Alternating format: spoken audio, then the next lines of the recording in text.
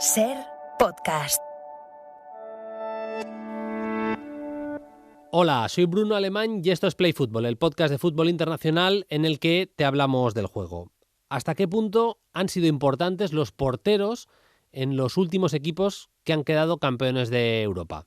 Vamos a hacer un muy rápido flashback. El año pasado, Courtois, para mí, al nivel de importancia de Karim Benzema. Impresionante la temporada del meta belga y absolutamente imprescindible para que el Madrid fuera campeón de Europa.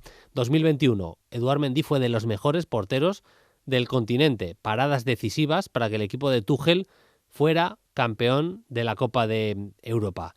En 2020, Manuel Neuer igual tuvo algo menos de trabajo, porque aquel Bayern era muy imponente, pero le recordamos paradas bastante decisivas ante el PSG de Neymar, por ejemplo, en esa final del COVID, de la pandemia en Lisboa.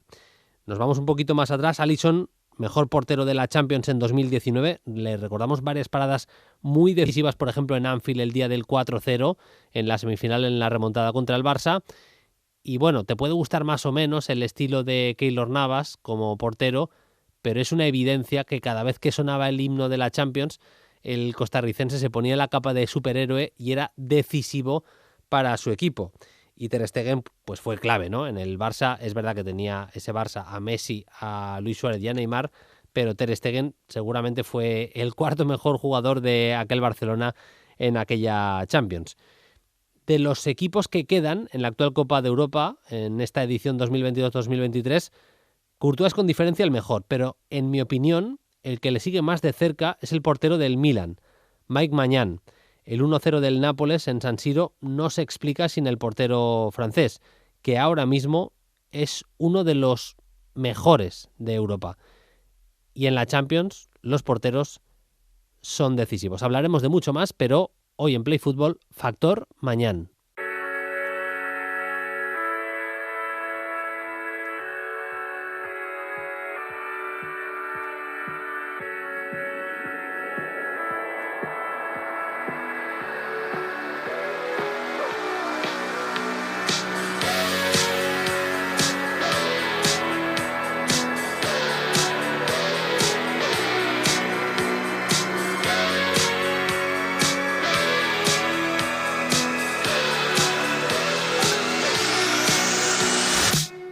Vamos ya con todo. Hemos tenido un fin de semana muy intenso en lo futbolístico. Tenemos Champions esta semana. Enseguida vamos a hablar de ese Chelsea-Real Madrid, del Bayern-Manchester City. Bueno, vamos a analizar a fondo cada una de las 4 eliminatorias de la Champions.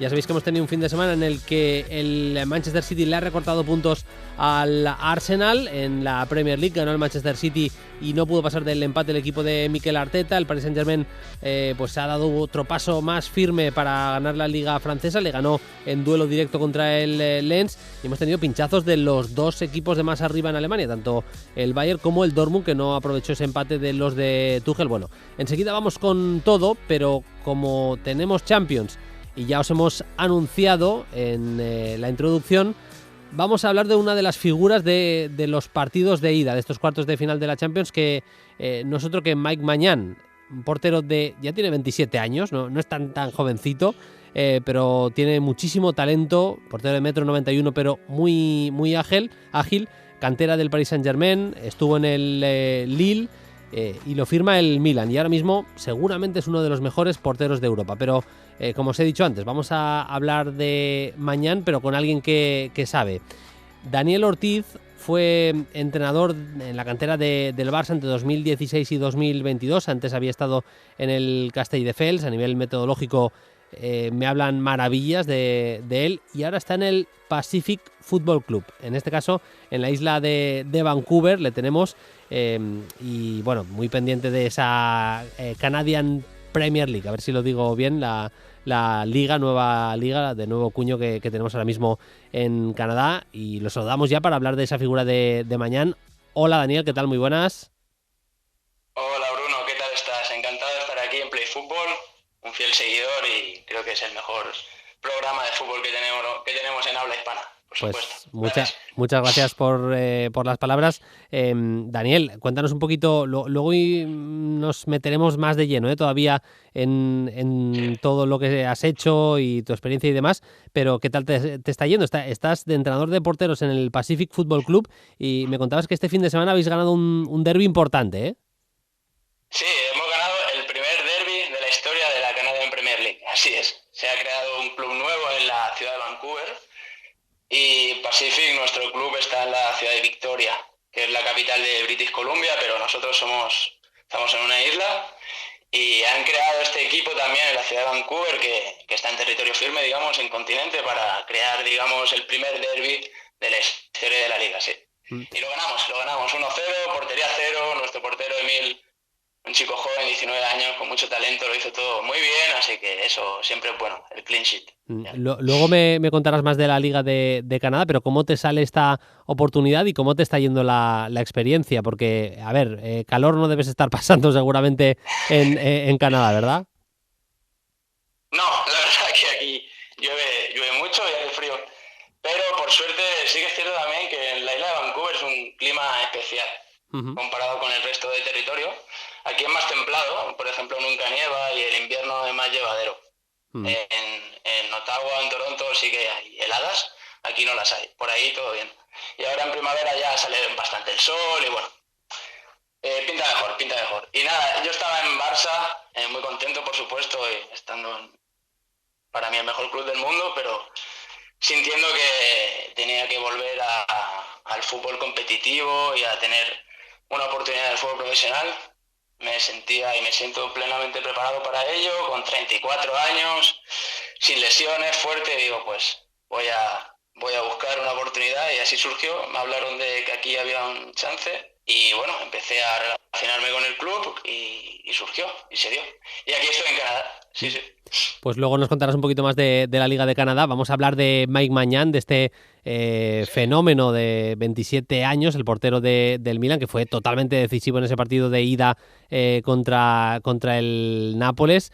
A mí me parece que es un portero bastante completo. No sé si lo compartes, Daniel. Aquí el que sabe de porteros evidentemente eres tú, pero me llama la atención, pues eso, a pesar de lo corpulento que es, más de 1,90 m, es muy ágil y es un portero, un futbolista me salía a decir, pero es que es muy específica la posición de portero, pero no, hoy en día no dejan de ser futbolistas evidentemente también.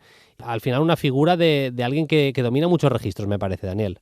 Exacto, Bruno. Es un portero, como te has dicho, es un futbolista. Sí, es muy completo, domina el juego con el pie, es habilidoso con ambas piernas. Estos son muchas posibilidades para el equipo y eso el Milan lo sabe. Lo utilizan mucho en salida y luego es muy preciso en distribución de media a larga distancia, la verdad. Tiene acerca de un 88% de acierto. Wow. Y esto es una buena media en Instat. Así como el index de Instat, que Instat es una plataforma de scouting muy famosa, ¿la conoces? Sí. Y tiene un index muy alto de 250, eso habla de un portero nivel top mundial. Sí. Sí, son sus primeros partidos en Champions League, pero bueno, ya sabemos el bagaje que tiene Maignan, con 150 partidos con el Lille, y todo lo que está haciendo ahora, ¿no? En Serie A. De ese buen juego que tiene con los pies, a mí me llaman la atención dos cosas. Una, que es muy capaz de esconder el pase, para que la gente en su casa no se entienda. Esconder el pase es poner el cuerpo como si vas a dar un pase hacia un lado y finalmente darlo hacia otro. Es decir, tú colocas tu cuerpo en una posición natural para dar un pase hacia la derecha, pero finalmente en el gesto final acabas engañando y tirando hacia el centro. Y luego la precisión que tiene Daniel para el juego en largo. Es muy preciso en el juego en largo y un equipo que tiene a futbolistas como Giroud o Ibrahimovic arriba como referencias, tener un jugador que te ponga el balón en la cabeza de estos jugadores para generar una segunda jugada y demás es oro, ¿eh? Exacto. Y yo creo que toda esa confianza se la da el uso de las dos piernas. Es que es algo súper importante. Nosotros en Barça lo trabajamos desde pre-Benjamín. Desde que los niños tienen 7, 8 años están siempre con el foco en utilizar las dos piernas y es que luego al final cuando eres adulto y eres profesional te da seguridad y te da herramientas Y al final, cuando tú tienes seguridad y tienes herramientas, juegas para todos, no solo para el lado cerrado, ¿no? Y esto es lo que vemos claramente mañana, ese dominio de ambas piernas para, como tú has dicho, no dar pistas, jugar en 180 grados y siempre estar siendo, para mí, el líder en salida de balón del equipo. Sí. Estoy totalmente de acuerdo porque además los centrales tampoco son centrales hiperespecialistas en esas lides, en sacar el balón jugado, ni siquiera en conducción, pero sobre todo a través del pase, lo que decías. Así que mañana es el líder. Luego, evidentemente, pues si tienes a gente por fuera sí que te ayudan más. Calabria, evidentemente, que tiene buen pie, que era centrocampista en sus inicios, y un futbolista como Teo Hernández que a través de conducciones pues sí que puede limpiar a jugadores que te vengan a presionar. Hablando de las características puramente, vamos a decir, bajo palos, las de tener que frenar a los rivales, lo vimos en el partido contra el Nápoles. Es que es un portero que ante disparos de media distancia, entre lo grande que es y lo ágil que es, vimos tiros que iban prácticamente a la escuadra. Recuerdo uno de Zielinski que llega con una suficiencia brutal y luego mete la mano muy fuerte también. Exacto, Bruno. Y más interesante es que en ese chute de Zielinski, que es en un carril central, fuera del área, pero muy centrado ese balón, muchos porteros tienden a estar un pelín adelantados en esas situaciones, y Mañán entendió perfectamente que necesitaba dar un paso atrás para tener más tiempo a una reacción potente, ¿no? Con lo cual, eso habla de un portero muy inteligente, paciente, que no se acerca a la jugada, con un sentimiento de protección de portería muy fuerte, y eso a mí me encanta. Para mí es un portero nivel top mundial, sin duda, sí. Luego tiene dotes de mando, parece que poco a poco se va ganando también, este es su segundo año en el Milan, y poco a poco se va ganando a la gente del vestuario. Al final estamos viendo la progresión de un portero de manera natural, que con 27 años un portero todavía es jovencísimo, le queda muchísima carrera por delante y está en un grandísimo nivel. Yo es verdad que me deja alguna pequeña duda, tenía dos asteriscos, pero estos ya los digo yo. A mí me parece que es un meta que no bloquea demasiado, que prefiere despejar bien que bloquear mal, vamos a decirlo así, por una parte, y luego que es un portero que en centros laterales a veces no por...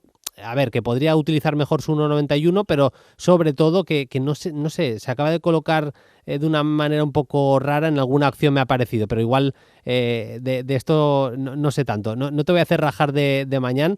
Yo te iba a decir que en situaciones de centro, de balones que van a zona de intervención del portero, yo lo veo seguro y fuerte. Pues tú eres el que sabes. ¿Recuerdas el partido del derbi Milan-Inter? Sí. De septiembre, que ganan 3-2 en el minuto 89, hace una salida a un balón que va muy alejado del segundo palo, que se la queda bastante top.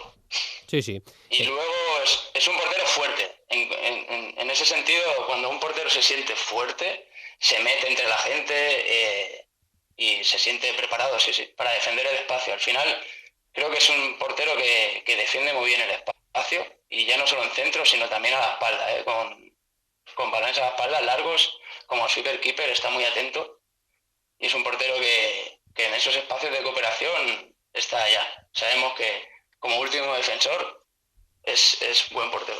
Luego te cierro con una pregunta de valoración pura y dura de nivel de mañana, pero ¿qué te dejas por contar a nivel técnico como portero de mañana, Daniel? Me gustaría cerrar, volviendo un poquito a sus características en portería. Es un portero muy potente, que da una sensación de seguridad, una presencia importante. Cuando tú ves un portero grande y que ocupa mucho espacio, sientes que es un portero que está preparado para pararlo todo, ¿no? Y ese tipo de portero que lo ves con mucha presencia y potente que llega muy rápido a todos los ángulos de portería, así, en situaciones de chute. Es que es en ese tipo de acciones también, uno contra uno y demás, si el portero es grande y además te está saliendo de una manera agresiva, te está saliendo muy rápido, porque él es rápido también, te está saliendo con potencia al uno contra uno, ahí se hace muy grande el portero, se hace más grande, todavía más grande de lo que es. Exacto. Si contamos todo eso, todos los aspectos tan positivos que tiene tanto en portería como con el pie, lo hacen un portero súper completo. Nos podemos poner románticos, pero el Milan no es hoy en día... Es un grande, sí, pero no es hoy en día un club que esté luchando por grandes títulos. ¿Tú le verías dando el salto a uno de esos 4, 5 equipos que ponemos habitualmente como candidatazos a la Champions? ¿Le ves ya en ese nivel? Sí, lo comparto absolutamente, Bruno. La verdad que yo tengo, un hobby desde hace muchos años, que es ir a Guaya Scout y Instat y mirarme todas las acciones de los porteros que me gustan. Mañana está en esa lista desde hace mucho tiempo y es que es muy constante. Es muy constante, sus actuaciones siempre están cerca del 8, con lo cual eso habla de un portero a nivel top mundial, ya te digo. Yo estoy plenamente de acuerdo contigo. En el tramo final del programa le preguntamos a Andrés Onrubia por mañana y la selección francesa. Cuéntanos de tu experiencia. ¿Qué te has encontrado al recalar en la Liga de Canadá? ¿Cómo es el fútbol allí? Sí, mira, aquí han hecho un proyecto de país, digamos, porque aquí sabes que hay 3 equipos que juegan en la MLS, Vancouver Whitecaps, Montreal y Toronto FC. Entonces aquí necesitaban crear otra competición por el hecho de que el país es tan grande en extensión que todas las ciudades necesitaban un poco de vida. En ese sentido, además de ser un país súper multicultural, ¿no?, y de acogida de gente, hay tirón del fútbol. Ahora mismo el fútbol está siendo el deporte más practicado del país, con lo cual se necesitaba esto, ¿no? Luego con la pandemia se paró esta progresión, la liga se inventó en 2018, con 8 equipos. Luego llegó la pandemia, lo paró un poco, pero ahora están otra vez tirando hacia arriba con todo porque viene el Mundial. Sabemos que el próximo Mundial se va a jugar aquí, con lo cual hay muchas expectativas de que la CPL crezca mucho. Me he encontrado un fútbol, la verdad, que muy atractivo, con mucha ida y vuelta y pues, todas mis primeras impresiones son muy positivas en ese sentido. Yo personalmente en Pacific me he encontrado con unos porteros, la verdad, que espectaculares y un entorno de trabajo muy agradable. Sí. Estamos en un punto en el que vamos a decir que es entre el bocadillo de haber conseguido una clasificación, la parte de arriba del bocadillo, de haber conseguido la clasificación histórica al Mundial de Qatar, y la parte de abajo de tener en vistas ese Mundial 2026 en el que es una de las 3 sedes Canadá, junto con México y Estados Unidos. Seguramente que hay un boom tremendo. Y por cerrar, creo que es el momento del fútbol en Canadá y que lo tiene que aprovechar el deporte allí. Pero te iba a cerrar apuntando seguramente a lo que decías, ¿no? Esa multiculturalidad, esa Canadá como país abierto al mundo, que te acaba generando que Davis pues venga de África y se sienta uno más, y siempre ha dicho que se ha sentido muy bien acogido por Canadá y juega con toda naturalidad con su selección. Jonathan David, el delantero también del Lille. Al final el hecho de que tantos jugadores que vienen de fuera, el propio Eustaquio, que tiene raíces portuguesas, está jugando en el Porto a muy buen nivel, el centrocampista.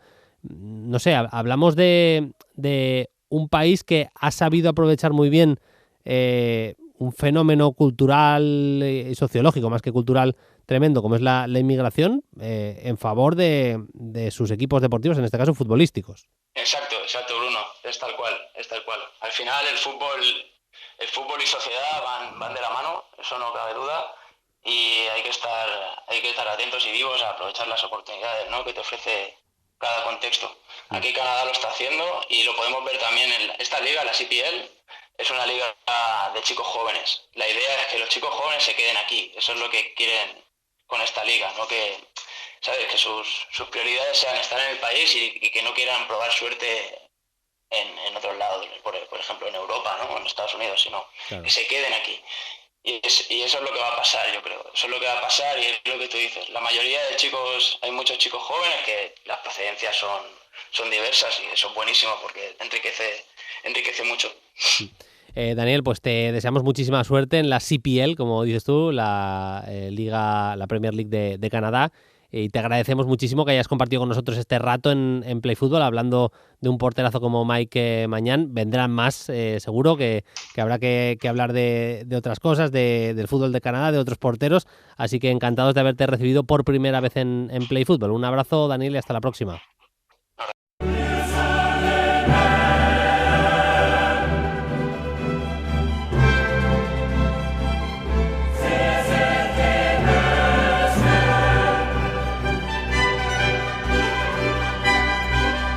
abrimos la mesa de análisis de la Champions. Vaya martes y vaya miércoles se nos presentan emocionantes. Bueno, podrían haber sido más emocionantes, la verdad. Hemos tenido resultados más apretados, más ajustados en otras ediciones, pero va a ser divertido seguro de ver.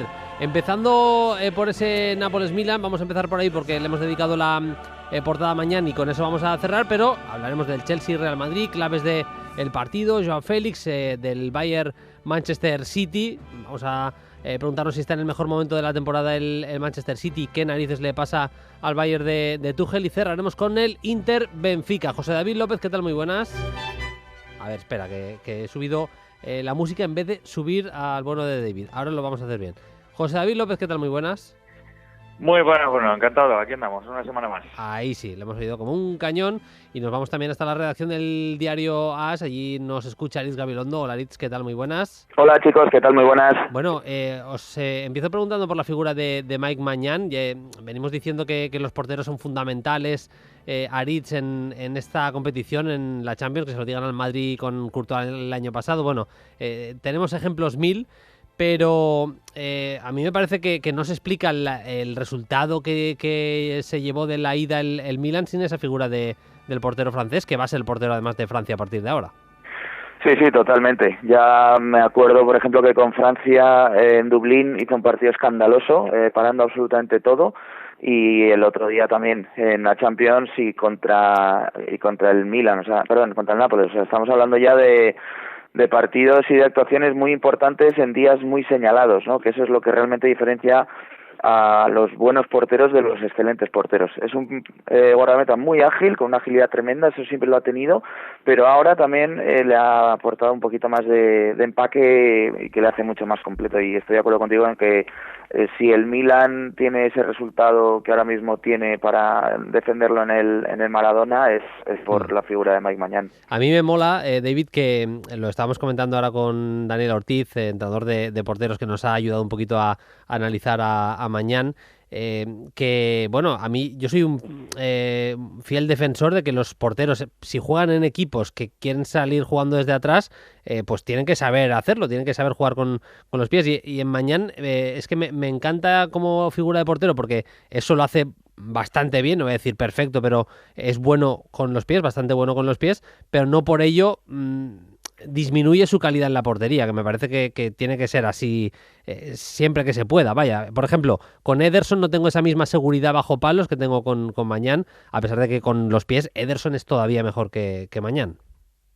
Sí, bueno, no sé quién lo dijo, pero había ese eslogan casi que quedó para la posteridad de un portero primero que tiene que hacer es parar. Evidentemente casi lo único que tiene que hacer es parar. Es cierto que lo hemos comentado ya más de una vez, seguramente es el rol que dentro del fútbol moderno más ha cambiado, más se exige respecto a lo que se exigía a un portero hace 20 años, por ejemplo. Le ha cambiado la vida, vaya. Es que ahora mismo los porteros tienen el triple de trabajo, necesitan haber triplicado las cualidades ya no solo de área, de concentración, de reflejos, no, todo eso ahora parece minimizado por la capacidad que se le exige a los porteros de tener buen juego de pies y con todo lo que ello implica, evidentemente, un nivel de frialdad en situaciones límite tremendo, una capacidad de variables seguramente de contacto con pelota que nunca hubieran imaginado. Bueno, pues Maignan es cierto que no es un absoluto especialista, pero sí que da muchísima más tranquilidad que otros que quizá tienen más nombre, y yo creo que mucho se debe sobre todo al crecimiento que ha tenido. Es decir, ha sido un portero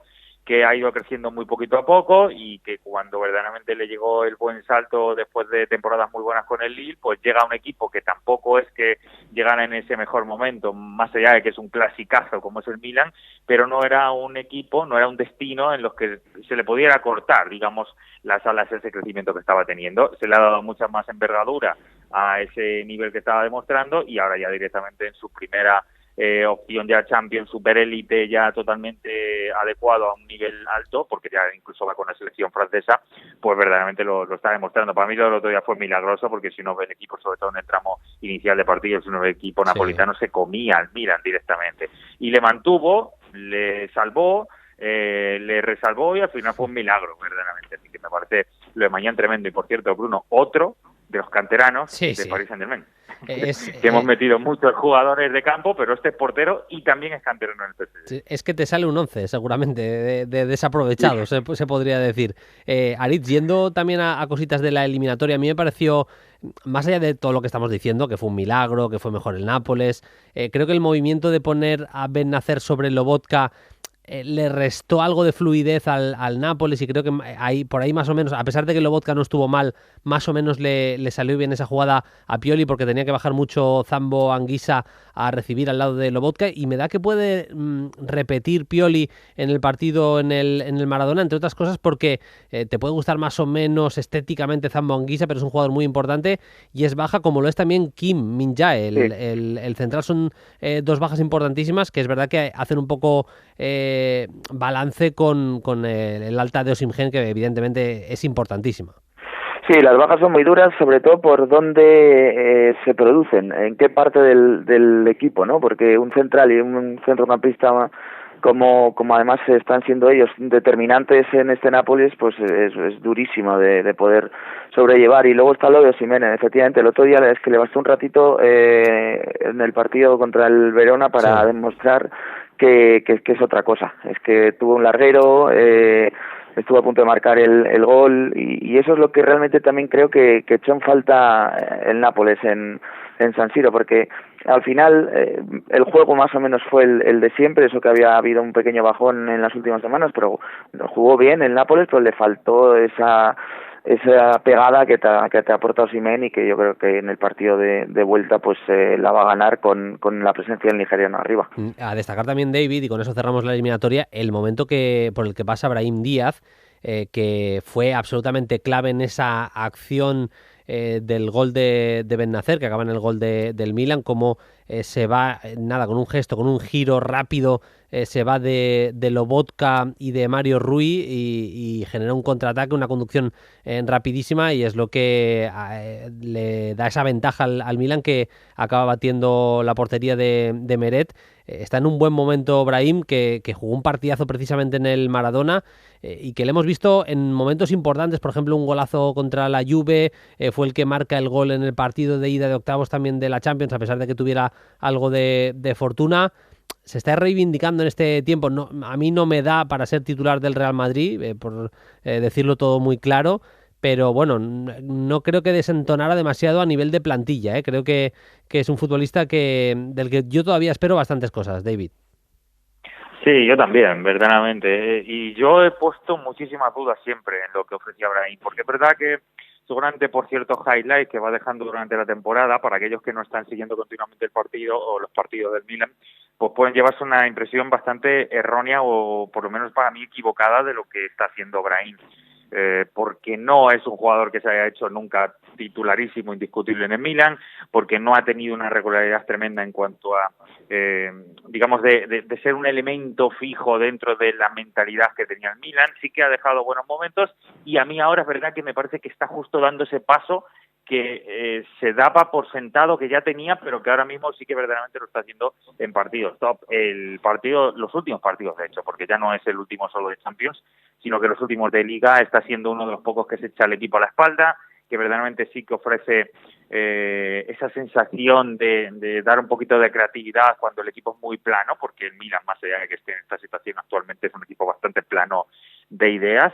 Y él verdaderamente sí que se le ve además con un punto físico, y creo que ha demostrado en varias acciones del otro día, de explosividad, que seguramente no es aquello que más destacaríamos de Brahim, y sin embargo ahora creo que tiene una mezcla entre confianza, convicción, ambición, se ha juntado todo. El momento también suma para que jugadores como él se puedan liberar un poquito más y ofrezcan su mejor versión. Me quedo con esta versión. Yo creo que igualmente, como tú dices, aún así en esta versión no le da para hacerse con un hueco ahora mismo en el Real Madrid como titular, ni mucho menos, pero sí quizá como ser una variable en tiempos en los que el Madrid va a tener que buscar alguna alternativa, y que sea español, evidentemente, también suma por la necesidad que tiene el equipo blanco. Pero lo recalco, no ha sido tanto como quizá me da la sensación que muchas veces se ha querido hacer ver, porque se le ha reclamado mucho para la selección. Bueno, pues el Brahim de ahora quizás sí que está para reclamar selección, pero el de antes no. Sí, estoy de acuerdo. De hecho, sus temporadas, y es algo que tiene que corregir, están llenas de picos y de valles, y yo creo que es el margen de mejora que tiene Brahim.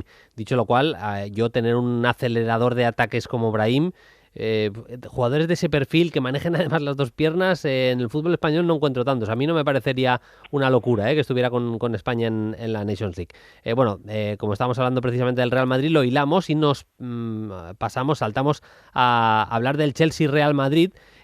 No sé si tuviste tiempo, Aritz, de ver el desastroso partido, uno más, del Chelsea.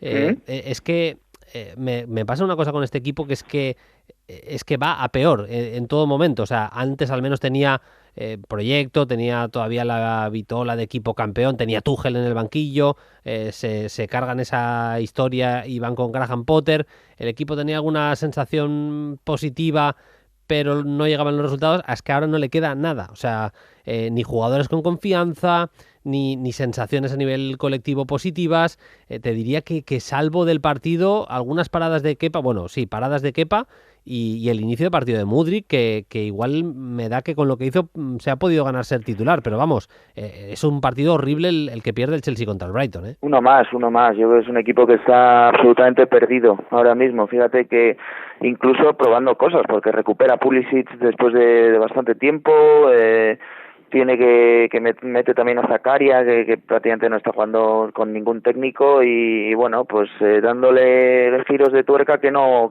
salen. Yo sigo viendo varios problemas. Es que además son muy graves. Uno, que no hay gol, no tiene delantero centro, ni lo ha tenido en la planificación de la plantilla, ni en verano ni en invierno, aunque ha llegado Aubameyang, pero me parece que no es un delantero. Bueno, de hecho no está ni inscrito en la Champions, o sea, no creo que sea ahora mismo un 9 como para poder ir peleando en unos cuartos de final de la Champions. Y luego el otro está en defensa cambió a línea de tres centrales en el Bernabéu, el equipo defendió francamente mal, volvió frente al Brighton a los 4 atrás, aunque ya lo había utilizado en aquel primer partido en Wolverhampton, y sigue siendo un equipo muy frágil.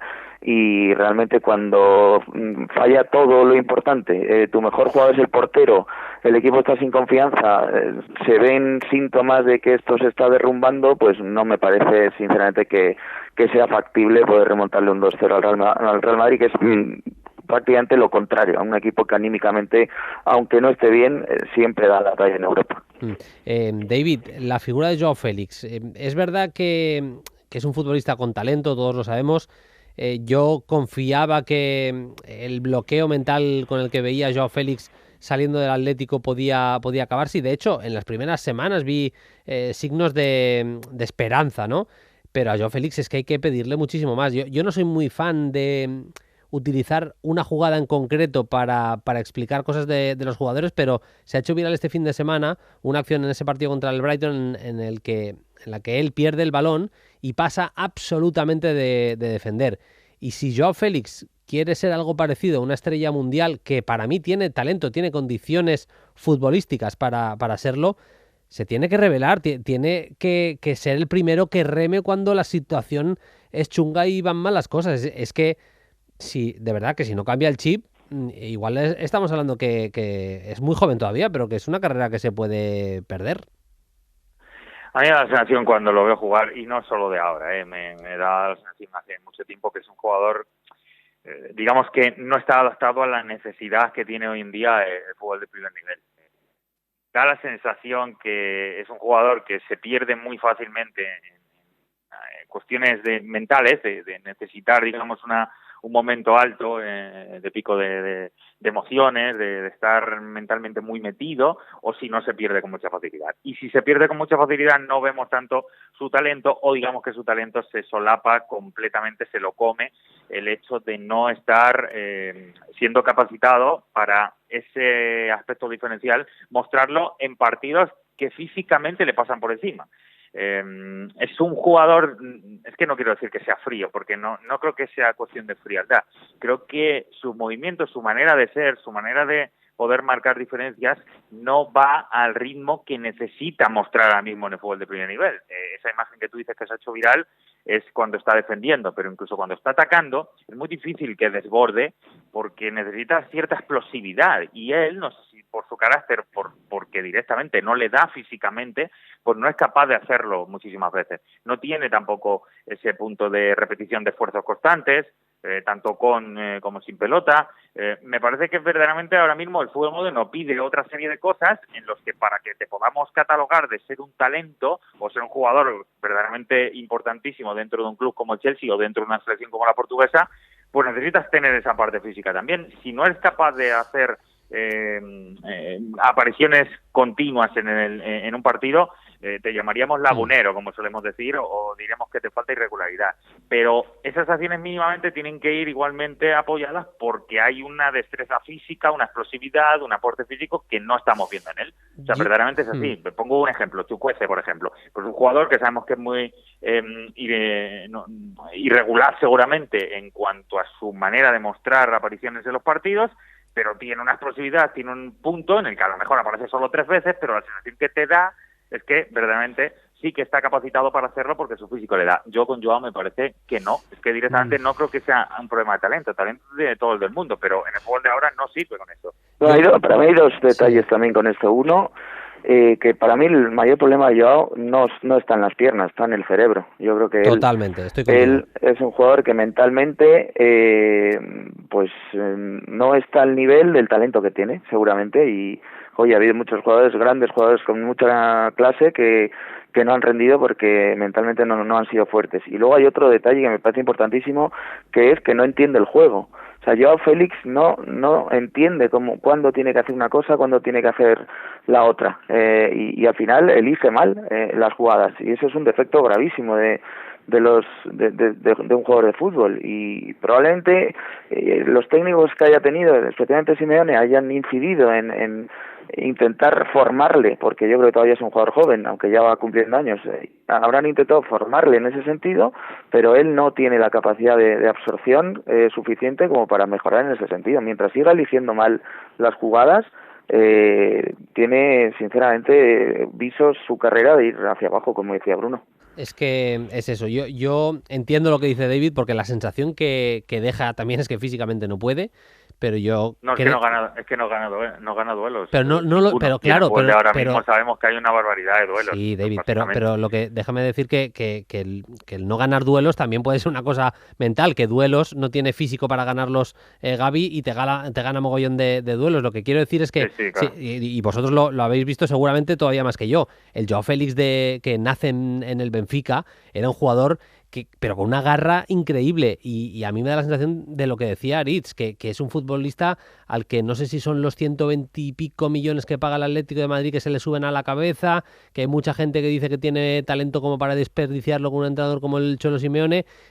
No sé en qué punto su cabeza hace clic, pero vamos, yo creo sinceramente que es una cosa mental, y es una cosa de rebelarse, de pedir la pelota, porque no lo he visto en el Chelsea. En momentos que le ha ido chungo le hemos visto talento, le hemos visto detalles de crack, sí, pero momentos de fastidiados del equipo, pedir la pelota, bajar al centro del campo, asociarse, me está faltando eso de Joao, y insisto, soy fan número 1 de Joao Félix, así que espero que en algún momento haga el clic. David, te leía, creo que no me hagas jurarlo, pero me parece que te leía sobre Rodrigo Goes este fin de semana en Twitter, @José David López.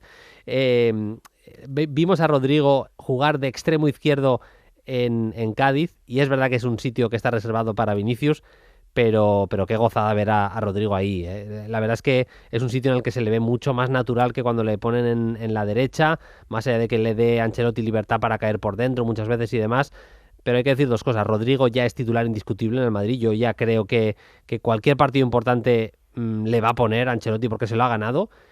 Aunque seguramente, por desgracia, va a ser en la derecha, porque lo que disfrutamos el otro día viendo a Rodrigo por la izquierda tiene tela, Yo que verdaderamente es que da igual donde coloque, ¿verdad? Que en esa zona le va mejor, y seguramente es donde más comodidad siente para la manera él de automatizar sus movimientos y de gestionar, digamos, el fútbol. Lo prefiere ver desde ahí. Una vez que gira se encuentra más cómodo ahí. Pero es cierto que tiene tanto talento, es tan creativo, tiene tanta facilidad para generar, tanto individual como coralmente, porque hace socios suyos a todos, básicamente, pues que se le puede disfrutar en cualquier posición. A mí me parece, estoy totalmente de acuerdo, que es un jugador que en cualquier otro equipo es que no tendría ninguna duda que sería titular continuamente. Aquí dudo un poco más que sea todavía tan intocable, porque evidentemente desde el punto de vista físico prefiere Ancelotti, por ejemplo, a Valverde en muchos tramos, o por lo menos hasta ahora prefiere gestionar de inicio así muchos partidos, pero a nivel talento, a nivel capacidad creativa, a nivel de ver panorama fútbol, es que hay muy poquitos ahora mismo en el mundo como él. Le cae perfecto todo lo que tiene alrededor, porque le cae muy bien lo que es Vinicius por esa explosividad, le cae perfectamente lo que le genera Benzema, que a mí me parece un jugador muy parecido a lo que es Rodrigo. Evidentemente todavía le queda mucho que crecer, pero no es en Rodrigo no es ese punta todavía goleador, pero quizá mejorando puede llegar a ser un jugador también que tenga un poco ese epicentro, ¿no? Ese perfil de jugador sobre el que él se genera todo el talento ofensivo de un equipo. Yo creo que el Real Madrid ahí le va perfecto. Eso sí, también digo, igual que digo esto, lo puse también en Twitter el otro día, tiene que rentabilizar mucho más todo lo que hace, porque genera tanto que nos quedamos con lo bueno que es y con el talento que da. Pero es el jugador, no tengo el dato aquí, pero me pareció leer yo el otro día a alguien, que era el jugador que menos expected goal tiene en cuanto a la expectativa que genera con la rentabilidad final que tiene. Con lo cual, el día que todo eso cambie en finalización, pues será un asunto claro. Escuchando a David, se me ha ocurrido que Rodrigo es casi el contrario a Joao Félix. O sea, es un jugador que su entrenador no le pone, y él que ha hecho revelarse lo que pedía Bruno. Su entrenador le ponía en la banda en la que él no está más cómodo, y que ha hecho adaptarse a ello. Ha llegado a un equipo en el que tenía muy difícil jugar, un equipo grande siendo joven. ¿Y qué ha hecho? Pues esperar su momento, ser paciente y entender cómo son las situaciones para este tipo de jugadores en un club grande. Y al final el proceso, la formación que ya antes comentaba, que es lógica en los futbolistas jóvenes, si la haces bien, te acaba yendo a este punto en el que ahora mismo está Rodrigo, y como decís, está pues más cerca de ser titular que de ser suplente en el Madrid. Sí, es tal cual. Dicho todo esto, el Madrid llega en un momento de forma espectacular, de producción de juego. Le vimos muy seguro en el partido contra el Chelsea, a pesar de que es verdad, hay 3 ocasiones bastante buenas del conjunto blue. No hizo nada más en todo el partido, pero es verdad que tuvo 3 bastante claras el conjunto de Frank Lampard. Y a mí me da la sensación que vamos a volver a ver a Kroos de ancla, a Kroos de pivote, porque a mí me gustó bastante el partido de Toni Kroos contra el Chelsea. Es verdad que es este Chelsea, pero resolviendo muchas acciones en defensa, acompañado por Modric y Valverde. Es verdad que con la energía de jugadores atrás como Militao, como Camavinga, bueno, Militao es que se comió a los delanteros del Chelsea directamente. Veo la eliminatoria, a pesar de que el resultado no es de los de cerrar eliminatorias, un 2-0 se puede remontar. Las sensaciones de juego del momento del Madrid y demás me parece que lo encarrilan a que los de Ancelotti un año más estarán en semifinales. Como pinta, podría estar el Manchester City, que goleó en la ida al Bayern. Esto ya es el miércoles 9 de la noche. Aritz, te tengo que dar la razón, ya sabes que yo soy de entonar el mea culpa. Te voy a reconocer que el Bayern de Múnich juega mejor con Choupo-Moting de 9 que con Gnabry de 9. No, a ver, no voy a decir que me encante el futbolista. Ha llegado el día. Pero es verdad que lo está echando de menos, de alguna manera, porque realmente lo de Gnabry está saliendo fatal, hay que decirlo. Sí. Claro, porque más allá de que el Bayern pueda jugar un poquito mejor que para recibir un 3-0, un poco mejor que el Hoffenheim igual para tener que empatar el partido, lo cierto es que la figura individual de Gnabry no está tirando, no está funcionando. No, es que además tampoco está haciendo una gran temporada. Yo soy muy fan de Gnabry, pero muy fan, y este año probablemente sea de los peores de los que lleva en Múnich, y aún así es la gran apuesta, además jugando de 9 con Tuchel, ¿no? Un poco extraño, es verdad que por la ausencia de Choupo-Moting, pero bueno, no le está saliendo bien. El problema del Bayern, que además se ha creado, yo creo que él mismo, es una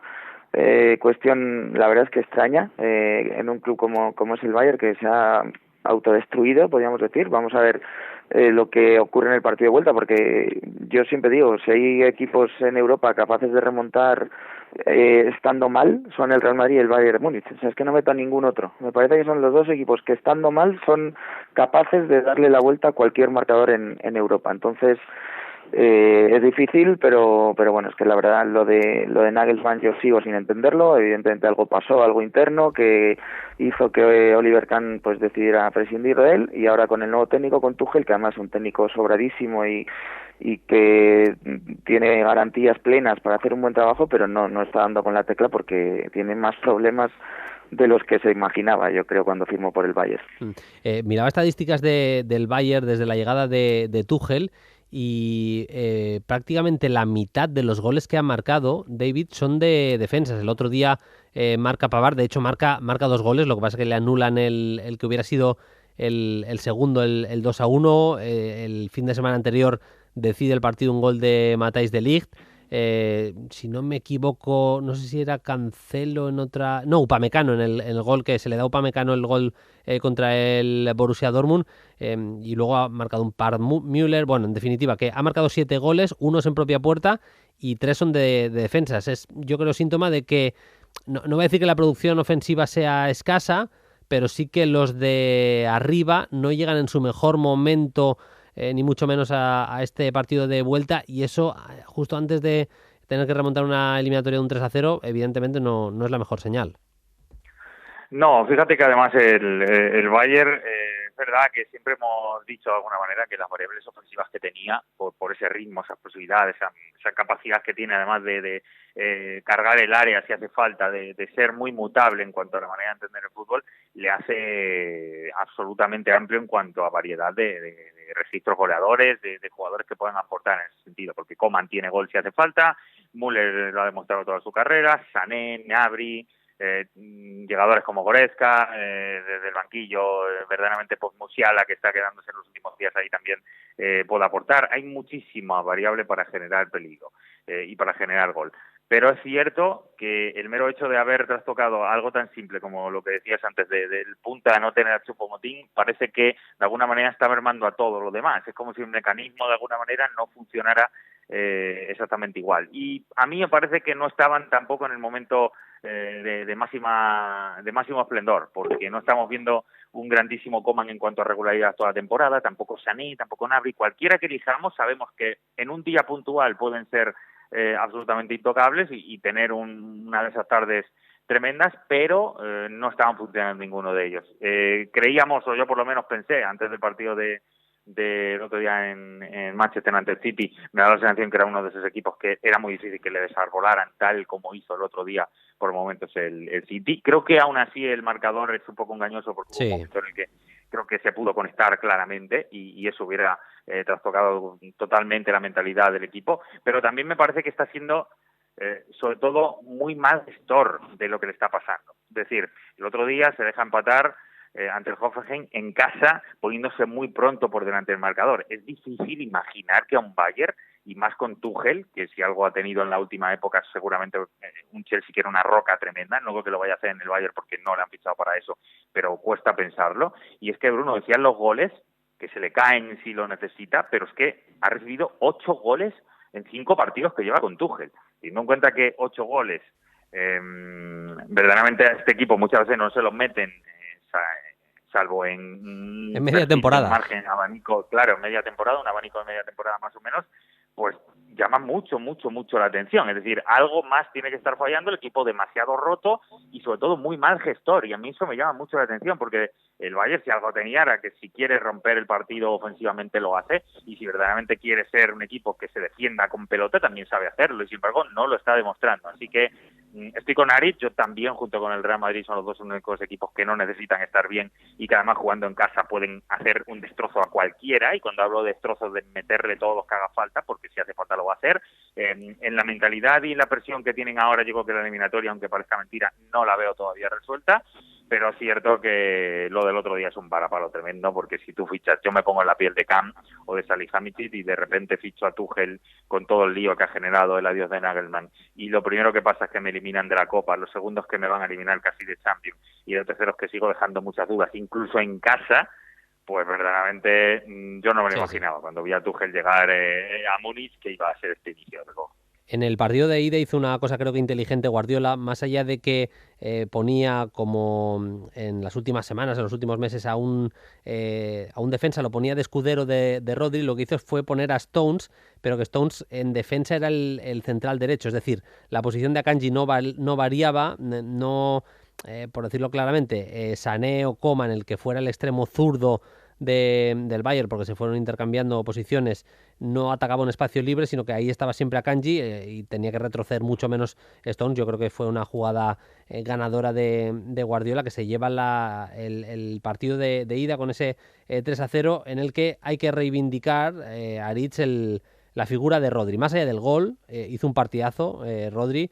Sí. A mí me parece de los mediocentros de mejor rendimiento esta temporada en Europa, y el otro día es que sale Calvin Phillips en el partido del City contra el Leicester, es que se encuentran las 8 diferencias y las encuentras en 4 acciones. De verdad que el nivel de decepción con Calvin Phillips es importante. Es verdad que es el primer año con Guardiola y nunca es fácil, pero ahora mismo la distancia entre Rodri y Calvin Phillips es oceánica. Sí, pero es verdad eso, pero no creo que sea tampoco culpa de Calvin Phillips, sino es más mérito de Rodri. Sinceramente lo digo, es que para mí ahora mismo Rodrigo es el mejor mediocentro del mundo. Es que lo digo así abiertamente, juega en el mejor equipo para mí de Europa en cuanto a nivel de fútbol, y es titular indiscutible, que no descansa ni un solo partido importante. Entonces yo sinceramente creo que estamos ante el centrocampista posicional más determinante en estos momentos. Podríamos meter a, no sé, Casemiro, Kimmich, Busquets, yo ya creo que se queda un poquito lejos, y yo tengo la sensación de que Guardiola pues, es que está aferrado a Rodri con todas las letras, porque es un jugador determinante. Es más, la gente se está empezando a dar cuenta ahora de lo que es Rodri. El otro día sale ovacionado, que no es nada habitual que un mediocentro salga ovacionado de tu propio estadio y ante tu propia gente, que suele aplaudir más a los delanteros que a los centrocampistas, pero es que yo entiendo que se están dando cuenta de la importancia y de la relevancia que tiene ahora mismo Rodri en el Manchester City. De hecho, marcó su primer gol en Europa, sí, en Champions, mejor dicho. Champions. Había marcado en Europa League con el Villarreal, imagínate. Es que el año pasado hizo 7 goles en la Premier. Sí, sí. Es una barbaridad. Es un dato extra que le añade un valor enorme a este jugador. Dale, David. ¿Qué vas a decir? Sí, eso iba a decir. Es verdad que era el primero en Champions, pero también es verdad que poco a poco se ha ido sumando más. Que no lleve más goles ahora mismo es una casualidad de cómo se ha dado la temporada, pero el año pasado la acercó muchísimo más al área, y el golazo que marca el otro día responde un poco a ese nuevo perfil de jugador que cada vez se siente más importante, que se sabe intocable, y que además por la manera de entender el fútbol que tiene en el City, él lo tiene totalmente cerebral ya, automatizado, porque lleva mucho tiempo con Guardiola, porque él es el eje absoluto sobre el que se genera todo la propuesta de fútbol que genera después el Manchester City, con lo cual es que no podríamos entender el City, no podríamos entender lo que está proponiendo Guardiola día a día si no tiene un eslabón absolutamente clave en el centro del campo como Rodri. Es que, o sea, me cuesta imaginar a cualquier otro jugador ahí y que el City jugara con la armonía que está logrando en algunos momentos. Es que si no fuera por Rodri no veríamos este City. Vamos a cerrar rápidamente con el Inter Benfica. Digo rápidamente porque está la eliminatoria casi decidida también. 0-2 ganó el Inter en la ida. Centrándonos en el equipo italiano, Aritz, que volvió a perder, por cierto, en Liga Italiana este fin de semana contra el Monza. A mí me da la sensación que hay un Inter cuando no le molesta demasiado el resultado, es decir, cuando puede ser un poquito más defensivo, según qué momento presionar arriba, si lo ve muy claro, pero manteniéndose un poco en bloque medio, saliendo al contragolpe y demás, y otro Inter cuando tiene que llevar la iniciativa. En ese sentido se me está quedando un poco corto el año para los de Simone Inzaghi, dicho lo cual en Champions tienen pie y medio en las semifinales ahora mismo. Sí, y además dando una sensación de superioridad en Lisboa ante la gran revelación de la Champions, que era el Benfica. Vamos, que le ganaron bien ganado el partido, y bueno, pues al final yo creo que poquito a poco se está viendo la idea de Simone Inzaghi, que le ha costado este año más que ningún otro. Me parece que lo de los 3 centrales lo tiene muy muy definido y le sale bastante bien. Además están empezando a jugar a un gran nivel. El otro día Bastoni, por ejemplo, hizo un partidazo y le pone un centro maravilloso en el 0-2, creo que es.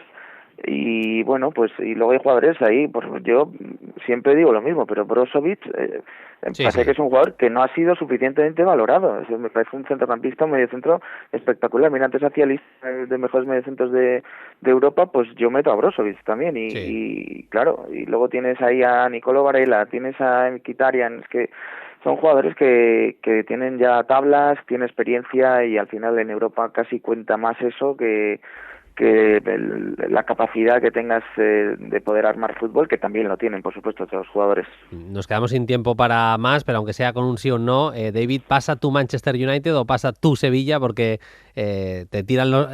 digo tu Sevilla, no porque te tira el Sevilla en la ciudad de Sevilla precisamente, ya lo sé, David, Sí. pero bueno, porque te conviene igual que siga un equipo español en la Europa League, ¿no? Pues sí, total, no lo has podido definir mejor. Me conviene muchísimo más en todos los sentidos que siga el Sevilla. Sí. Le tengo todo el cariño del mundo a que es un equipo español, pero evidentemente yo quiero que pase el United. Ahora bien, es cierto que no lo veo tan fácil, Bruno, porque con las bajas que va a tener, con Bruno, con la baja defensiva también de Lisandro, me parece que va a estar mucho más igualado y el efecto Pizjuán en Europa es otra cosa, así que yo creo que ha crecido muchísimo, pero de verdad muchísimo las opciones de Sevilla. A ver qué hacen los de Mendilibar, que ganaron ayer, victoria importantísima contra el Valencia. La semana que viene más, David, muchas gracias. Un saludo, amigos, chao, chao. A disfrutar de la Champions, Aritz, un saludo. Igualmente, chao. Tiempo ya para la Europa League, le abrimos nuestro rinconcito, como siempre, con nuestro compañero Marco Rodrigo Vázquez, nos escucha desde el País Vasco, compañero en Noticias de Guipúzcoa. Hola Marco, ¿qué tal? Muy buenas. Muy buenas, Bruno, aquí estamos, a ver si no nos pasamos con el hype Sí. a Víctor Bonifaz. No, mira, te iba a decir, habrá algo de hype porque es precisamente con este tipo de nombres que la peña no conoce con los que se despierta seguramente más interés. Y yo creo que el futbolista del que vamos a hablar hoy, igual hay mucha gente que no lo conoce o que no lo tiene súper visto, por lo menos. Estamos hablando de un delantero del Unión Saint-Gilloise.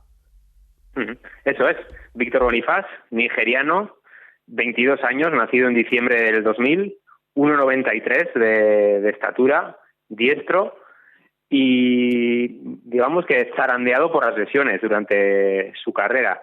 La semana pasada hablábamos en la sección del caso prototípico de jugador sudamericano o centroamericano que entra en Europa a través de la Eredivisie, de la liga neerlandesa.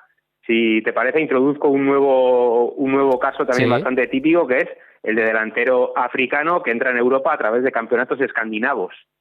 Es una situación que se repite bastante y en este caso, en el de Víctor Bonifaz, si bien ahora juega en la Unión Saint-Gilloise, como decías, en enero de 2019 ficha por el Bodo Glimt de Noruega. 2 meses después se rompe un cruzado, su primer cruzado, y un año después, en el año 2000, se rompe la otra rodilla. Por lo tanto, es un futbolista que sí, que es del año 2000, que ese haber nacido en el año 2000, tal y como está ahora mismo el fútbol, habla de, si me permites la expresión y con todas las comillas del mundo, cierta veteranía ya, pero bueno, es un jugador muy poco paqueteado en el fútbol profesional, tiene una trayectoria bastante corta y de ahí que su juventud futbolística, digamos, sea mayor que la que indica su DNI.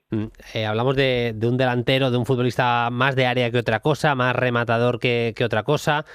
Yo lo que le he visto, pues eso, es un futbolista súper potente, que es verdad que esos metros en carrera los aprovecha bien, pero no hablamos de un dechado de virtudes seguramente fuera del área como en otros casos, pero un jugador que le empieza a dar cosas más que positivas al punto de la gente que no haya visto resúmenes de Europa League, fue el autor del gol en Leverkusen, que le dio un resultado tan positivo, empate a 1 en esa ida entre el Leverkusen y el conjunto belga. Es un futbolista, su fuerte es el área, es su hábitat natural. Todos sus equipos, cuando encuentran situaciones de línea de fondo, se ve que sus compañeros buscan siempre ese centro a zona central del área o a segundo palo, porque siempre aparece, tiene un buen timing en el remate. Por abajo también arma con bastante facilidad la pierna derecha, que es la buena, y tiene un disparo potente. Bueno, luego, sin ser su fuerte, yo creo que a campo abierto también tiene esa potencia, sobre todo en los primeros metros, que yo creo que sabe explotarla. Puede caminar y puede romper hacia futbolista más completo de lo que es ahora mismo.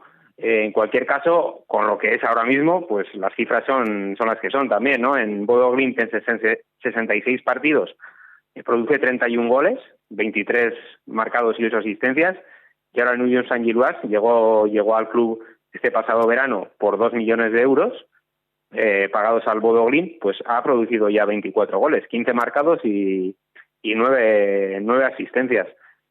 Todo esto, ahora lo vamos a tratar, Bruno, debería darle, en teoría, un billete para jugar con su selección, ¿no? Pero los billetes para ir con Nigeria están más que caros. Sí, es que es tremendo. De hecho, se lo escuchaba a Axel y Raúl Fuentes en su podcast, sin saber que iban a tratar el tema. Lo habíamos previsto también Marco y yo, y lo contaban. Vamos, es que tiene la nómina de gente que tiene arriba, porque en las bandas, gente como Moses Simon, que el año pasado estuvo mejor que este, pero que está rindiendo muy bien en Francia, Chukwueze, evidentemente, temporadón en el Villarreal, pero es que si hablamos de puntas propiamente, la nómina es tremenda, teniendo en cuenta que Sadik, que es nigeriano, está lesionado, pero se tiene que recuperar en algún momento, y es un proyecto de delantero también interesantísimo. Estamos hablando a nivel de potencial ofensivo, igual mínimo top 3 de África, teniendo en cuenta cómo están las otras selecciones. Sin duda. En el último partido contra Guinea-Bissau juegan con Samu Chukwueze en una banda, con Simon en la otra, el futbolista del Nantes al que citabas ahora, Bruno, Mofi del Niza y Osimhen en punta. Pero bueno, quizás lo más llamativo es la lista de ausentes, ¿no? Porque en el banquillo estaban Lukman de Atalanta, Iheanacho del Leicester, Onuachu del Southampton, y fuera de la convocatoria pues estaba nuestro protagonista de hoy, Víctor Bonifaz, estaba Orban, que es un futbolista que está destacando ahora con el Gante, belga, y el mismo Sadik Kumar, que está lesionado. Por lo tanto, bueno, promete este combinado que entrena el portugués José Peseiro para la Copa de África, ¿no? Todavía falta mucho para entonces, vamos a vivir mucho fútbol, pero recordar, ¿no?, que en enero del año que viene tendremos doble plato internacional, porque se jugarán de forma simultánea tanto la Copa de África como la Copa de Asia. Yo creo que pagaría porque uno de estos, un Bonifaz de la vida, fuera central o fuera pivote, un jugador de ese talento, tenerlo también atrás con la nómina de jugadores que tiene. Lo tenemos que dejar aquí. Marco, te agradezco como siempre que hayas estado esta semana en Play Fútbol. Volveremos porque en breve tendremos las semis de la UEFA Europa League. Un abrazo y hasta la próxima. A ver si con un Xabi Alonso Mourinho. Un abrazo, Bruno. No solo de las competiciones europeas de clubes vive el hombre, tenemos también el tramo de actualidad, como siempre, con Paquillo Mariscal. Hola, Paquillo, ¿qué tal? Muy buenas. Buenas, Bruno, ¿qué tal? Hoy vamos a tener temas poco mainstream, ¿eh? Vamos a hacerle un poquito de caso a la Liga Francesa, que aquí no le hemos hecho igual el caso que merece la Ligue 1 la amada Ligue 1 de nuestro Andrés Onrubia. Vamos a fijarnos en el Olympique de Lyon, esa victoria contra el Toulouse, en el decisivo Paris Saint-Germain 3, Lens 1, y le haremos casito también, que se lo merece, al Aston Villa de Unai Emery. Ha pasado mucho más este fin de semana, pero nos vamos a centrar en esos tres grandes temas. Arrancando, si te parece, Paquillo, por Liga Francesa, el Lyon ganó por 1-2 al Toulouse. El Toulouse es un buen equipo que se acababa de meter precisamente contra el Lyon en la final de la Copa francesa, una temporada bastante meritoria, de mitad de temporada esta parte bastante mejorada, y hay algún nombre interesante, pero me quería fijar especialmente en el Lyon, en dos grandes nombres. Un viejo rockero y otro que es un joven talento que empieza a llamar a la puerta al fútbol de élite. Empezando por Lacazette, te lo leía en Twitter, son 19 goles, de una temporada muy aciaga del Olympique de Lyon, con cambio en el banquillo y demás. Él parece que echaba el freno a una carrera bonita, vamos a decir positiva, una carrera en la que ha hecho muchas cosas, Lacazette, especialmente en la Premier, pero la verdad es que ha sido de lo poco rescatable en este año aciago del Lyon. Totalmente. Yo creo que es el único, no te diría el único, porque ahora hablaremos de algún que otro joven o alguna cosita más, pero yo creo que junto con Tolisso, que llegaron el verano pasado, volvieron a casa ambos, le han dado ese puntito de experiencia, ese puntito quizá un poquito más de calma, de cuando las cosas vienen mal dadas, que este año han ido muy mal dadas en Lyon. Han aportado mucho, y en el caso de Lacazette, efectivamente, yo creo que se quedó sin sitio en el Arsenal, sobre todo en este Arsenal que estamos viendo esta temporada, que con Gabriel Jesús e incluso con Nketiah no tenía dónde encajar.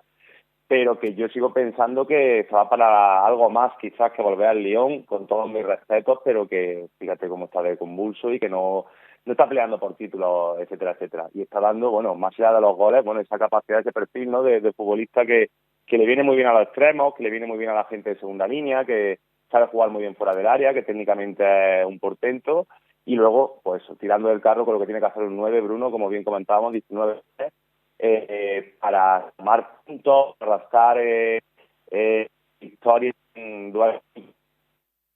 Como bien comentaba, no está nada bien, incluso con Laurent Blanc, que creo que tampoco ha sido la mejor decisión a la hora de elegir un nuevo entrenador. Es un equipo que siempre ha dado salida a los jóvenes talentos y esta temporada hay varios remarcables.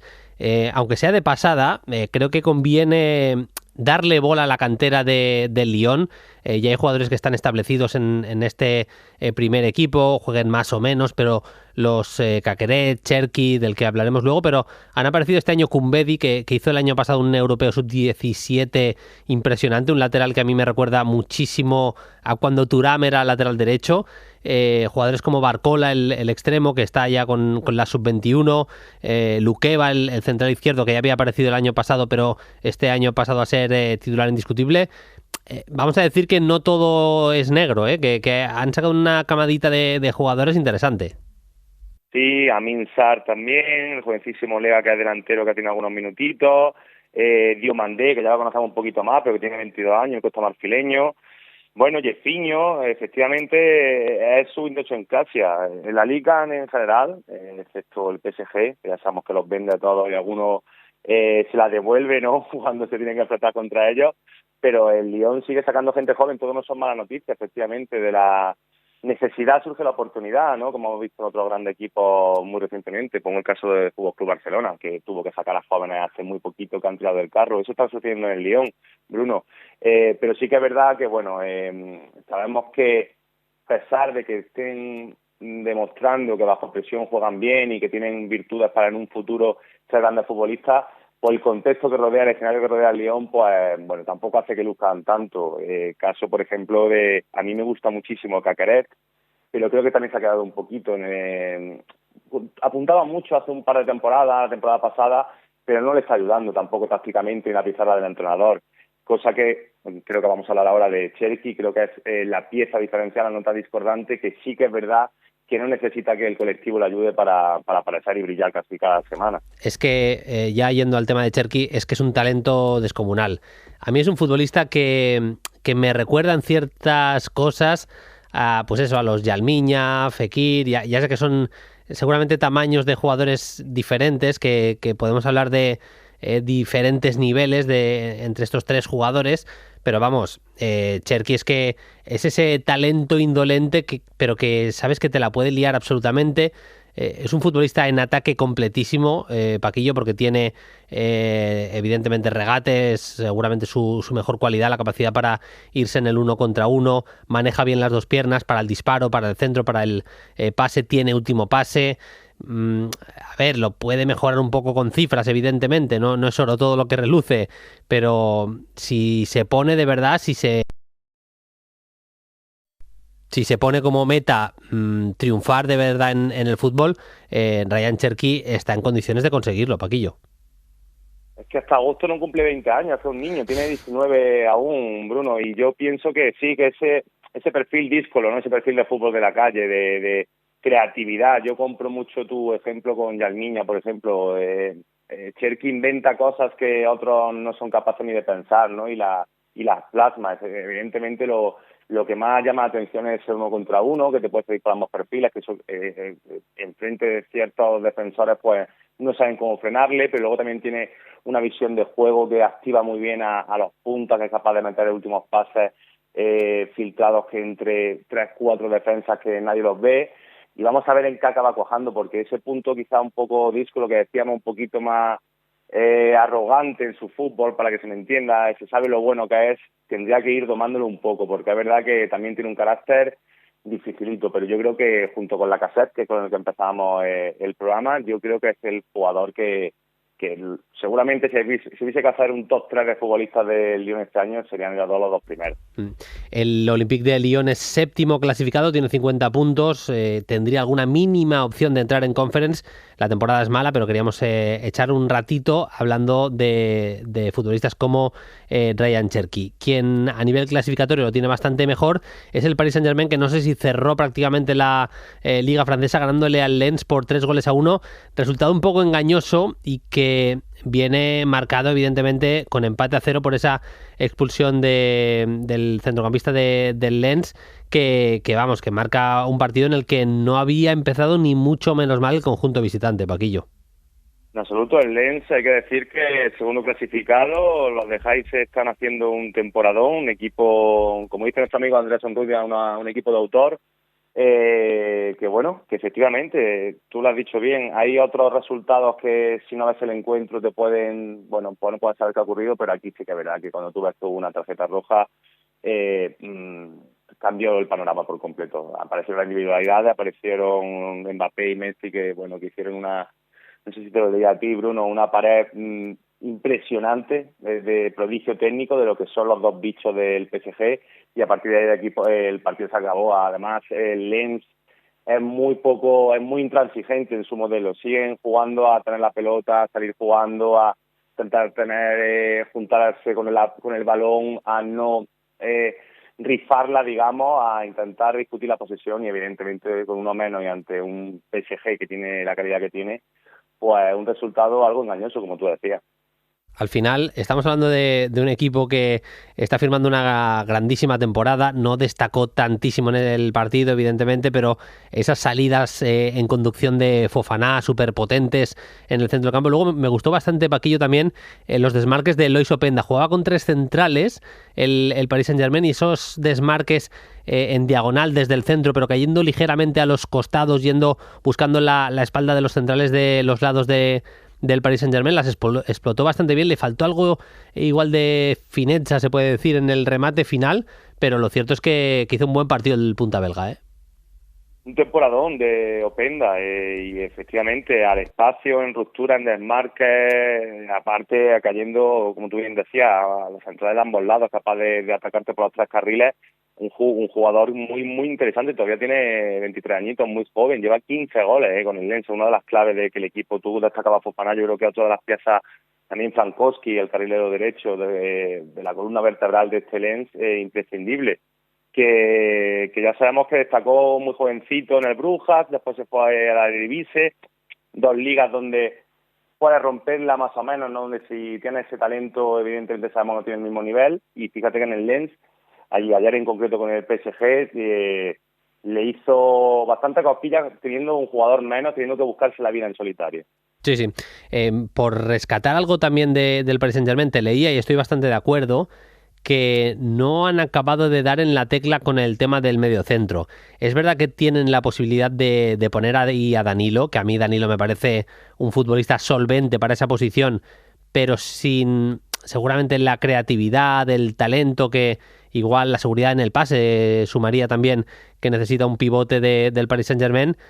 Pero Verratti le tienes que entrenar. Si lo que quieres es que Verratti acabe siendo un Pirlo, primero le tienes que crear un contexto favorable. Hay que recordar que Pirlo jugaba pues con Gattuso al lado, Gattuso y Seedorf en algún momento de su carrera, con Pogba y Marquisio, con Pogba y Arturo Vidal en otros momentos de su carrera, con un Pogba de 20 años, para dejarlo claro a la gente, no el Pogba de ahora. Hay que crear contextos, y es verdad que no lo ha acabado de cerrar bien el PSG. Luego, por talento arriba, pues ya vimos de lo que son capaces Messi, Mbappé, incluso cuando se incorporan los carrileros como Nuno Méndez, especialmente, también a Raf, pero no acabo de dar en la tecla. Igual un punto de mejora de cara al PSG, que es una incógnita del año que viene, empieza por ahí.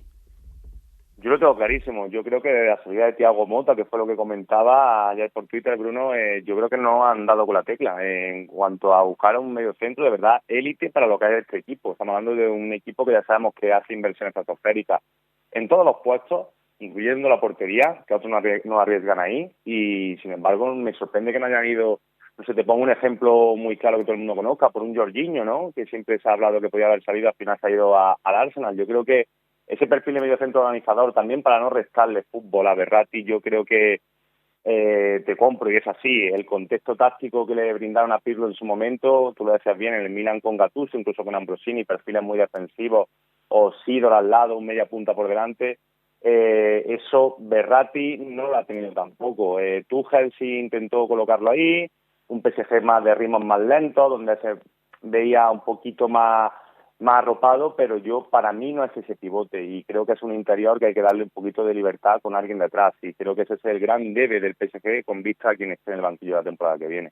Eso por lo que hace referencia a Francia. En Inglaterra, el Aston Villa, que desde que lo cogió Unai Emery está firmando una trayectoria impresionante, le ganó al Newcastle por 3-0. Eso sumado a la victoria del Brighton pone esa pelea por las plazas de Champions bastante emocionante. Vamos a ver qué es lo que pasa, pero lo que venimos aquí es a poner en valor la temporada del Aston Villa, el trabajo de Unai Emery, el currazo que se ha pegado el técnico guipuzcoano con el Aston Villa, y algún nombre en lo individual. Yo tenía apuntados aquí los de Watkins y Alex Moreno, si quiere Paquillo añadir alguno más. Pero bueno, primero de todo, ha conseguido desde la pizarra y desde lo motivacional, que yo creo que son dos claves que Emery trabaja muy bien. Emery es súper currante y se curra las dos. Se curra la pizarra y se curra el estar siempre motivando a sus futbolistas, y no deja estar ninguna de las dos. Son las dos claves de un entrenador seguramente, y la verdad es que ha dado con la tecla desde el minuto 1 con los Peaky Blinders, con este Aston Villa. El ABC, tú lo has dicho, el ABC del libreto del entrenador, Emery lo lleva a cabo a la perfección, tanto en el aspecto mental, didáctico, psicológico, motivacional, como tú comentas, porque esta plantilla estaba, para el talento que tiene estaba totalmente hundida. Con Steven Gerrard no salían las cosas, había un bajísimo estado de confianza, y creo que ese plus se le ha dado. También creo que hay que decir, Bruno, y yo quiero comentarlo aquí en el programa contigo, mucha gente piensa que se la pegó, ¿no?, Emery en equipos más grandes, que es un perfil de entrenador para plantillas como la del Valencia, Sevilla, Villarreal, Aston Villa. Puede ser que en plantillas donde haya menos ego, él se maneje mejor, ¿no?, en el vestuario. Porque no hay entrenadores para todo tipo de clubes, aunque yo quiero decir que creo que el PSG no puede ser una mancha en su carrera, porque es una tituladora de entrenadores. O sea, ¿quién la ha hecho bien en el PSG, no? Dicho esto, sí, evidentemente luego tácticamente un contexto de equipo pues menos arriesgado que con Gerrard. Gerrard sabemos que jugaba con esa doble punta, un media punta por detrás, ese rombo en el centro del campo. Aquí Emery ha buscado, pues fortalecer la medular, ¿no? Viene jugando con Douglas Luiz, este pasado fin de semana sin Camará jugó Den Donker, más McGinn, más Ramsey, más un media punta como Buendía y un único punta como Watkins. Mucha preponderancia de los laterales, efectivamente, tú lo has dicho, Alex Moreno está destacando muchísimo, tiene un sustituto también, un relevo como Digne, que también podía aportar lo mismo, Ashley Young por la derecha. Al final, pues el que ha seguido un poco la carrera de Emery lo está intentando plasmar en Aston Villa, siendo pues un pelín más conservador por momentos, cosa que me parece lógica también, porque de donde venía Aston Villa tenía que ser así. Rendimiento algo irregular de Ollie Watkins, del delantero en temporadas anteriores, pero impresionante la racha goleadora que lleva últimamente. 2 goles y una asistencia, de hecho marca 3 y por centímetros le anulan uno de los tantos que marca. Y el contexto táctico también, ese hecho de meter 4 centrocampistas que curren, que ayuden. Podríamos incluso meter la figura de McGinn, al que Emery ha entendido perfectamente, no como ese futbolista que tiene que estar anclado cerca de centrales, sino un futbolista con ida y vuelta pura y dura, que le acerca al gol, le acerca a situaciones de peligro. Yo creo que es ese perfil, el de el centrocampista escocés, y luego a Alex Moreno, al que le entrega toda la banda, un portento físico que sube y baja durante todo el partido, no para de meter buenos envíos al área, y está siendo peligrosísimo desde ese sector izquierdo. Sí, efectivamente, McGinn y Ramsey, dos futbolistas que probablemente con Gerrard jugaban más cerquita de la base de la jugada, le pedían, las consignas del técnico eran que ayudasen mucho a Douglas Luiz, que estuviesen más cerquita de la organización, y Emery le ha enfocado lo que saben hacer, que es llegar y llegar, o sea, aparecer por sorpresa, abandonar porque vienen partiendo de la banda esos falsos extremos, ¿no?, que no llegan a ser evidentemente abandonar la cal, dejarle toda la banda a los laterales, como tú bien comentas, laterales muy largos, que tienen ese físico. Incluso me está sorprendiendo ya por edad Lee Young, como está potenciándolo también Emery por el sector diestro, y arropando un poco, porque al jugador único punta, que Watkins también le gusta caer a los costados y dejar el área, pues que no sufra la Aston Villa en el sentido de que a la hora de cuando se acabe la jugada siempre hay alguien en el punto de penalti o cerca para rematar, y creo que este sistema, esta pizarra de Emery, yo creo que ha entendido muy bien la plantilla, está sacando todo el jugo posible, y más allá de algunos nombres como Coutinho, que han estado lesionados, están teniendo esa repercusión que creo que podrían tener, el resto están rindiendo a un nivel de notable mínimo. Vamos ya con las preguntas de los oyentes. Sabe el oyente de Play Fútbol, el histórico, que nos puede dejar sus preguntas en @playfutbol en Twitter y también en los comentarios de iVoox. Teníamos una pregunta pendiente sobre Kendry Páez y no tenemos tiempo para más, así que la lanzo. Un anónimo en iVoox nos dejaba la siguiente pregunta: ¿qué me contáis de Kendry Páez? ¿Hay para tanto con lo que dicen de él? Paquillo, ¿lo tienes visto? ¿Qué te parece, Kendry? Bueno, yo lo he visto un poquito, lo poquito que he podido verlo, es verdad, porque no da la vida para todos, pero lo que he visto en algunos highlights, algunos resúmenes y demás, la verdad que el chico, a ver, yo siempre paso lo mismo, Bruno, no sé si tú eres de mi opinión, hay que tener mucha tranquilidad porque estamos hablando de adolescentes, ni siquiera han cumplido la mayoría de edad. Este tiene 15 años, ¿eh? 15. Claro, es que son 15 añitos, es que, ojito con esto, del 2008, España estaba ganando su primera Eurocopa, ¿vale, Bruno? No voy a decir dónde estábamos tú y yo por aquel entonces.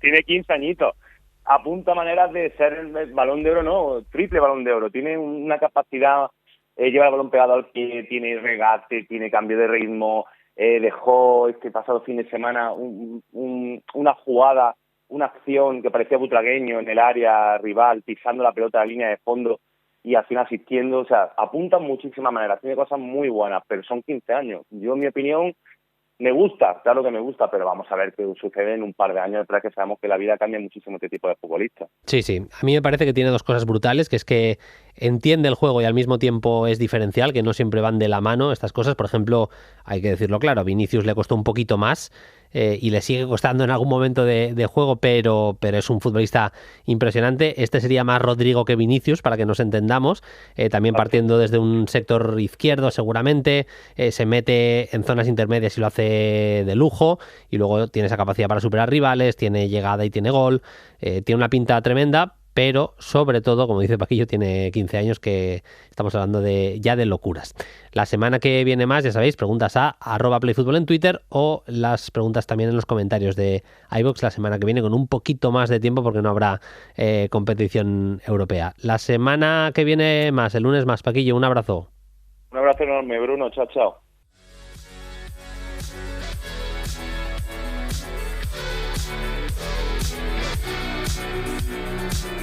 Y vamos a cerrar, como hacemos siempre, con un audio destacado. En el audio esta semana le hemos pedido al bueno de Andrés Onrubia que nos responda una pregunta. Ya que hemos empezado hablando de Mañán, cerramos hablando del bueno del portero francés del Milan.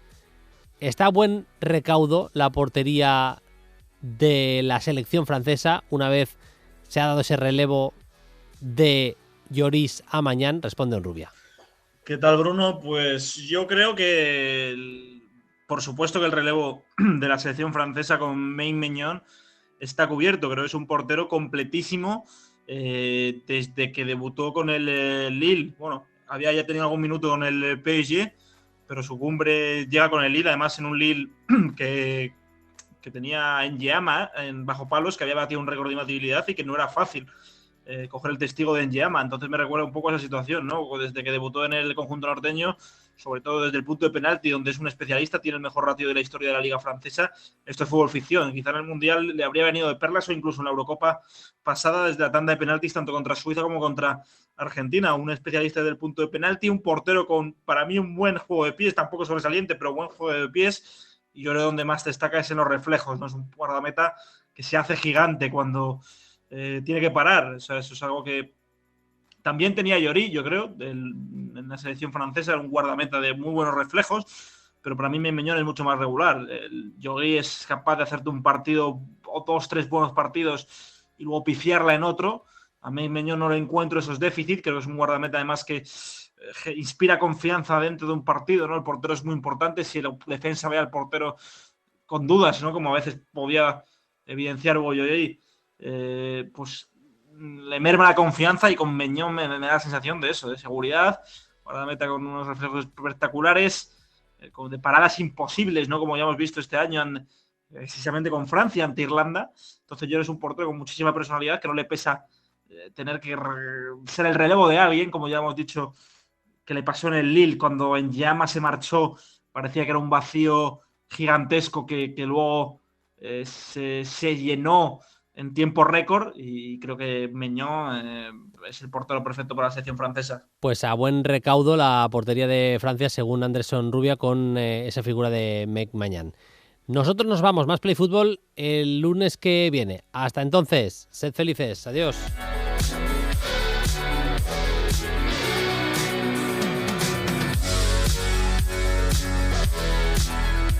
Suscríbete a Play Fútbol. Todos los episodios y contenidos adicionales en la app de Cadena Ser y en nuestros canales de Apple Podcast, Spotify, iVoox, Google Podcast y YouTube.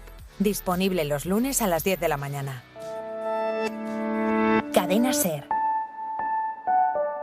La radio.